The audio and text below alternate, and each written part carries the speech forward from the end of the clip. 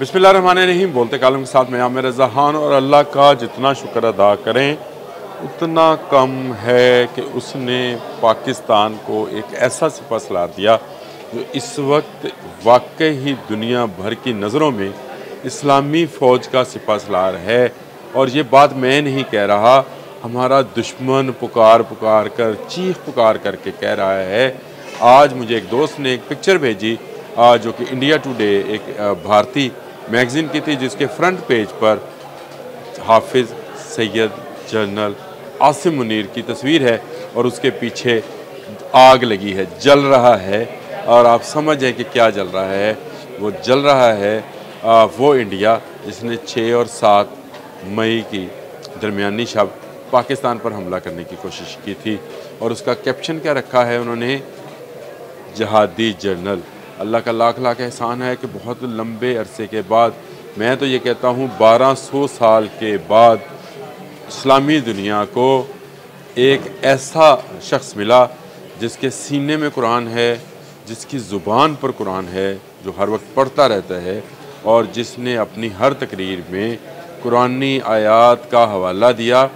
और उसने कहा कि 2 कौमी नज़रिया आज भी ज़िंदा है। ये बात हम भूल चुके थे पिछले 40-50 साल में, इसका ज़िक्र हमें कहीं नहीं मिला था। और उसने कहा कि हमें अपने दिफा में जिहाद करना है। इस पर उन्होंने उसको जहादी जनरल लिखा। हाँ, उन्होंने अपने एंगल के साथ लिखा, बहुत सारी चीज़ें उनकी अपने एंगल्स की होंगी। बात ठीक लिखी उन्होंने कि इस वक्त इस्लामी दुनिया में अगर कोई जनरल ऐसा है जो कुफर के ख़िलाफ़, जुल्म के ख़िलाफ़, बर्बरियत के ख़िलाफ़, नाइंसाफ़ी के ख़िलाफ़ जिहाद कर सकता है तो वो हाफिज़ सैयद जनरल आसिम मुनीर हैं, जिन्होंने साबित कर दिया कि वो पाकिस्तान का नहीं, पूरी इस्लामी दुनिया का दिफा करना चाहते हैं। वो पूरी इस्लामी दुनिया को साथ लेकर चलना चाहते हैं। और वो वक्त दूर नहीं जब इस्लामी ममालिक एक के बाद एक जो हैं वो पाकिस्तान के ब्लॉक में शामिल होते चले जाएंगे। क्या तुर्की, क्या अज़रबैजान, क्या बांग्लादेश, ये मुसलमान मुल्क हैं जो पाकिस्तान के ब्लॉक में शामिल होने को बेकरार हैं। लेकिन इनके अलावा भी बहुत सारे मुल्क हैं और एक ही सिपह सलार सबको नज़र आ रहा है।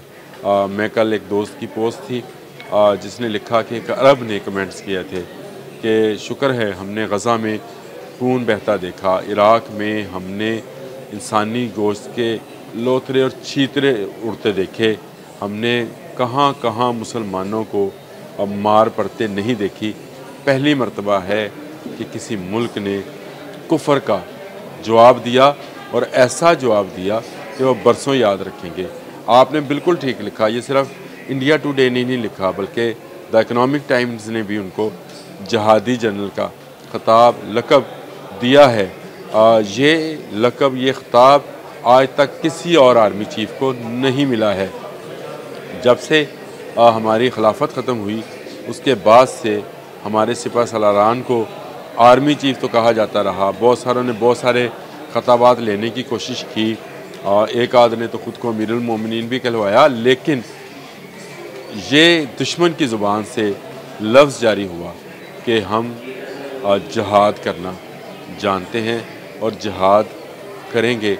हाँ, हम जिहादी हैं हर जुल्म के ख़िलाफ़, हम जिहादी हैं हर बर्बरियत के ख़िलाफ़, हम जिहादी हैं हर इन्वेडर के ख़िलाफ़, हम जिहादी हैं हर दहशतगर्द के ख़िलाफ़, हम जिहादी हैं हर उस शख्स के ख़िलाफ़ जो जिसका सारा काम झूठ पर मबनी है, जैसे मोदी है।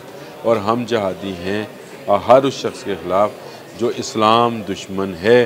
जब तक इस्लाम दुश्मन क़ुव्वतें, चाहे वो इस्लामी लबादा ओढ़ कर ही क्यों ना आएँ, हम उनके ख़िलाफ़ जिहाद करेंगे। हम बलूचिस्तान में जिहाद करेंगे, हम खैबर पख्तूनख्वा में जिहाद करेंगे उन दहशतगर्दों के ख़िलाफ़ जो मासूम लोगों को निशाना बनाते हैं भारत के इमाम पर। अब उनकी बारी है। ख़त्म हुई जंग भारत के साथ, हो गया उनके साथ सीज़ फायर। लेकिन जो हमारे अंदर दुश्मन हैं, अब जनाब आसिम मुनीर साहब, आपको इनके ख़िलाफ़ भी जिहाद का ऐलान करना है और इनको सफ़ाए हस्ती से मिटाना है जो पाकिस्तान को मिटाना चाहते हैं। अब तक के लिए इतना ही। अल्लाह।